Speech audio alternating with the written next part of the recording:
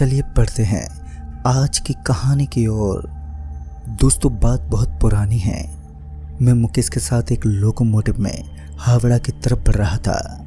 रास्ता काफी लंबा और सुनसान था। दूर दूर तक शाह अंधेरे और दोनों तरफ जंगल के घने पेड़, जिनमें से बड़ी ही रोज थरथरा देने वाली आवाजें आ रही थी। खैर, खुदा का शुक्र था कि हम दोनों ट्रेन के इंजन में थे, जिसकी रफ्तार 250 किलोमीटर थी। अभी आगे बढ़ ही रहे थे कि मुकेश ने कहा, अभी गाड़ी एकदम से रुक जाएगी, पर बिल्कुल भी तुम मत घबराना, और गाड़ी रुकने के बाद तुम जो कुछ भी देखोगे वो सिर्फ तुम्हारी आंखों का धोखा भर होगा। उस पर बिल्कुल यकीन मत करना, और जब तक इंजन फिर से चलने ना लग जाए तुम अपनी जगह से थोड़ा भी मत हिलना। मैं मुकेश की बातें सुनकर जहां थोड़ा असमंजस में था, तो वहीं मुकेश के माथे पर छाई सीकन से ये जाहिर था कि भाई कुछ तो गड़बड़ है। मैं अभी मुकेश से पूछने ही जा रहा था कि आखिर मामला क्या है कि तभी हमारा लोकोमोटिव एक झटके के साथ बंद पड़ गया। लोकोमोटिव के बंद पड़ते ही मुकेश तुरंत ही गाड़ी से उतरकर जंगलों की तरफ भाग गया। हालांकि मैंने उसे काफी आवाज दी, पर वो नहीं रुका। वहीं अब मैं ये सोच रहा था कि अब मैं क्या करूं कि तभी मुकेश की चीखने चिल्लाने की आवाजें आने लगी। मेरे दिल की धड़कनें अब काफी तेज हो गई थी, और जब मैंने गाड़ी से अपना सिर बाहर निकालते हुए बाहर की तरफ देखा, तो मैंने देखा कि मुकेश के ऊपर बहुत सारे अजीब से जीव लदे हुए हैं। कोई उसके मुंह में हाथ डाल रहा था, तो कोई उसकी आंखों में उंगली घुसाए हुए है। वो ऐसा खौफनाक पल था कि मेरे हाथ पैर एकदम से सुन्न पड़ गए और मैं वहीं नीचे गिर पड़ा। अब लोकोमोटिव से नीचे गिरते ही मेरी सांसें भी उखड़ने सी लगी थी। मैं पूरी जद्दोजहद कर रहा था उठकर वापस लोकोमोटिव में चढ़ने की, पर मेरे सुन पड़े हाथ पैर मेरे काबू से बाहर थे। इसी बीच मैंने देखा कि वो पिशाच जो मुकेश को नोच खरोंच रहे थे, अब उसे छोड़कर मेरी तरफ बढ़े जा रहे हैं। उन पिशाचों को अपनी ओर बढ़ता देख मैं डर के मारे चीखने चिल्लाने लगा।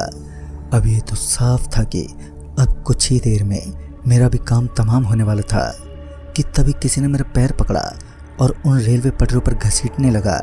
वो इतनी तेजी से मेरे को पटरियों पर घसीट रहा था कि मुझे पटरियों के सिवाय और कुछ भी दिखाई नहीं दे रहा था। फिर कुछ ही देर में मेरा शरीर लगातार घसीटे जाने से पूरी तरह से लहूलुहान हो गया, और इसी बीच में कब बेहोश हो गया मुझे पता ही नहीं चला। फिर जब मुझे होश आया तो मैंने देखा कि मुकेश मुझे लोकोमोटिव में चढ़ाने की कोशिश कर रहा है। मुकेश को जिंदा देखकर जहां एक तरफ हैरानी हो रही थी, तो वहीं दूसरी तरफ अच्छा भी लग रहा था। जैसे ही मुकेश ने मुझे लोकोमोटिव में चढ़ाया, वैसे ही वो सारे पिशाच एक बार फिर बड़ी संख्या में वहां पर आ पहुंचे, और देखते ही देखते पहले तो उन्होंने मुकेश को बीच में से फाड़कर 2 हिस्सों में बांट दिया और मेरे छाती में अपने पहने नाखून घुसा दिए। और पिशाच के नाखून घुसते ही मुझे बहुत तेज दर्द हुआ, और फिर एक बार फिर मेरी आंखें बंद हो गई। फिर जब मेरी हल्की सी आंख खुले तो मैंने देखा कि मुकेश लोकोमोटिव को ड्राइव कर रहा है। मुकेश की जैसे मेरे पर नजर पड़ी तो उसने कहा कि चिंता मत करो, अब सारी मुसीबत टल गई है, तुम बस हिम्मत मत हारना। वो अभी ये सब कह ही रहा था कि मेरी आंखें एक बार फिर बंद हो गईं, और फिर जब मुझे होश आया तो मैं हॉस्पिटल में था, और अब इस घटना को 1 हफ्ता बीत चुका था। डॉक्टर से पता चला कि मुझे हार्ट अटैक आया था। हालांकि हार्ट अटैक से तो मैं बच गया, पर डर और खौफ की वजह से मैं कोमा में चला गया था, और अब जाकर मुझे होश आया था। फिर जब मैं मुकेश से मिला तो उसने मुझे बताया कि उसने उस दिन जो देखा, अगर वो दृश्य मैं देख लेता तो यकीनन मर ही जाता।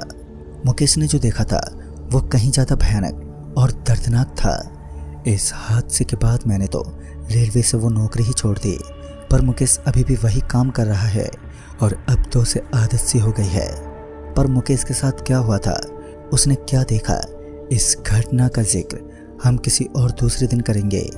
तो दोस्तों, इस कहानी में बस इतना है।